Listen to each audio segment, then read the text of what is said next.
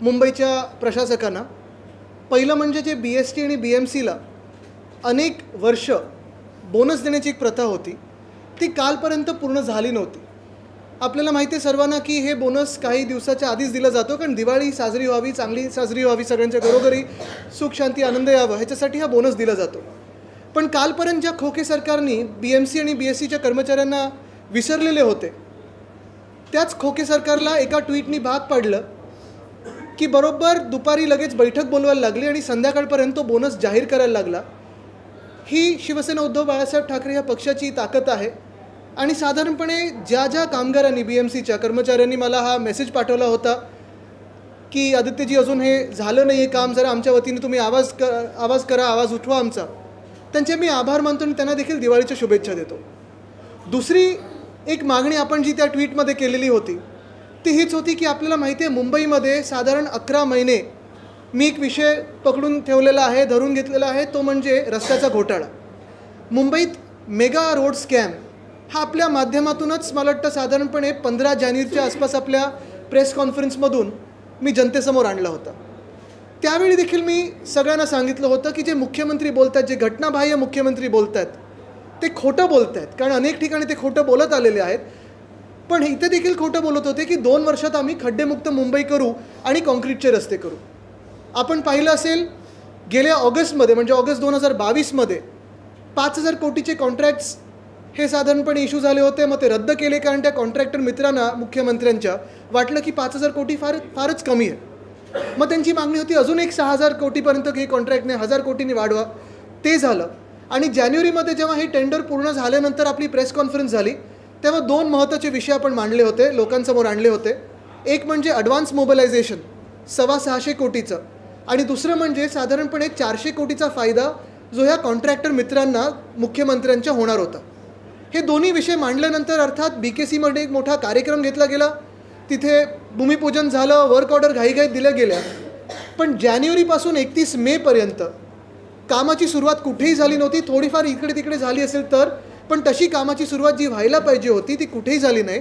पण आपल्या प्रेस कॉन्फरन्सेसमुळे, तुमच्यामुळे, प्रेसनी हा विषय धरून घेतल्यामुळे आपण पाहिलं असेल 625 कोटी ॲडव्हान्स मोबिलायझेशनचे आणि 400 कोटी जे फायद्याचे होणार होते त्यांना 8% 9% जे काही मिळणार होते ते सगळे रद्द केले गेले. म्हणजे आपल्या प्रेस कॉन्फरन्सेसच्या माध्यमातून तुमच्या सहकार्याने मुंबईचे आपण 1,000 कोटी तिथेच वाचवले.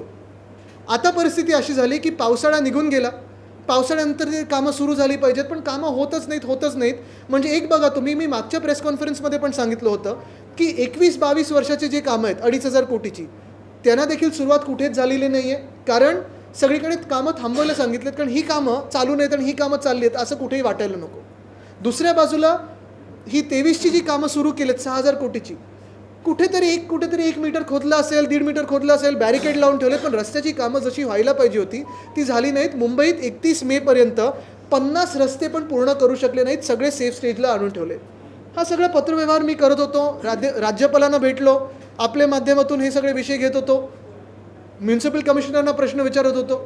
आणि हे सगळं होत असताना कालच्या ट्विटनंतर जी टर्मिनेशनची नोटीस मुंबई महानगरपालिकेने काढली होती त्याच्यावर रात्री मला वाटतं 10:30-11 वाजता प्रशासकांनी म्हणजे म्युन्सिपल कमिशनर यांनी सही केली आणि दक्षिण मुंबईचे जे कॉन्ट्रॅक्टर आहेत त्याच्यात 1,680 कोटीची जी कामं होती ती आता टर्मिनेट केली गेलीत.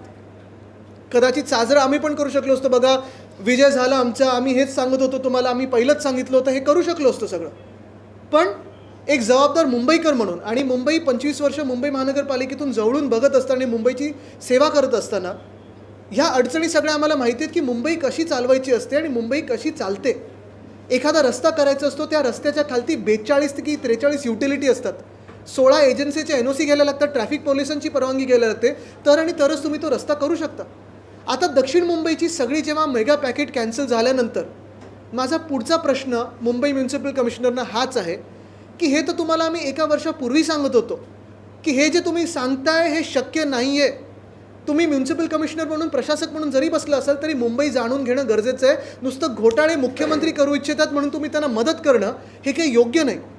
आता पुढची जी कामं असतील दक्षिण मुंबईतली ती कधीपासून सुरू होतील? एक तर टेंडर रद्द झाले मोठं, कारण कामच होत नव्हतं. तुम्हाला पहिल्यापासून सांगत होतो की हे 5 जे कॉन्ट्रॅक्टर झालेत ते सगळे बोगस आहेत, त्यांच्यावर तर प्रश्न विचारणारच होतो आम्ही. पण आता दक्षिण मुंबईतली कामं रद्द झाल्यानंतर किती दिवसात पुढचं टेंडर येणार? तुम्ही मोठ्या कॉन्ट्रॅक्टरकडे जाणार की जुने कॉन्ट्रॅक्टर्स त्यांच्याकडे जाणार? कामं न होण्याची जबाबदारी कोणाची? अधिकाऱ्यांची असणार की कॉन्ट्रॅक्टर्सची असणार? खरं तर दोघांची असायला पाहिजे. आणि मग हे टेंडर कधी निघणार? कारण आता बघा, नोव्हेंबर तर पूर्ण अर्धा तर निघून गेला. आता साधारणपणे मुंबईत काम करण्याचा सीझन जो असतो, फेअर सीझन, तो 1 ऑक्टोबर तो 31 मे असतो. ऑक्टोबर निघून गेला आहे, नोव्हेंबर अर्धा निघून गेला आहे, टेंडर येईपर्यंत डिसेंबर निघून जाईल. आणि मग कामं सुरू तरी कधी होणार की पुढच्या पण पावसाळ्यामध्ये ज्या रस्त्यांवर ह्या वर्षी खड्डे पडलेले तिथे परत खड्डे पडणार? वर्षानुवर्ष जी मुंबईच्या रस्त्याची कामं असतात टप्प्याटप्प्याने होतात, कारण वेगळ्या वेगळ्या प्लॅनिंग एजन्सी आहेत. BMC आहे, MMRD आहे, SRA आहे, म्हाडा आहे, BPT आहे, रेल्वेज आहे, सगळे आहेत. ह्यांच्यासोबत जी कामं करायची असतात तसं ह्यावेळी न करता काहीतरी उगाच आज कुछ तुफानी करते आहे म्हणून धडाकेबाज कामं सुरू केली, पण कामं कुठेही सुरू झालेली नाही आहेत. आजचं जसं हे टर्मिनेशन झालेलं आहे तसं मी जानेवारीपासून सांगत आलेलो आहे की सगळेचे सगळे कॉन्ट्रॅक्टर्स किंवा जी कामं आहेत ते बोगस आहेत. कॉन्ट्रॅक्टरचं मी एकसुद्धा नाव घेतलं नाही आहे अजूनही, कारण मला कॉन्ट्रॅक्टरशी वाद करायचा नाही, मी कधी करत नाही. कामं करणारे कॉन्ट्रॅक्टर्सच असतात. पण जी पद्धत वापरली गेली, माझा आक्षेप त्याच्यावर आहे.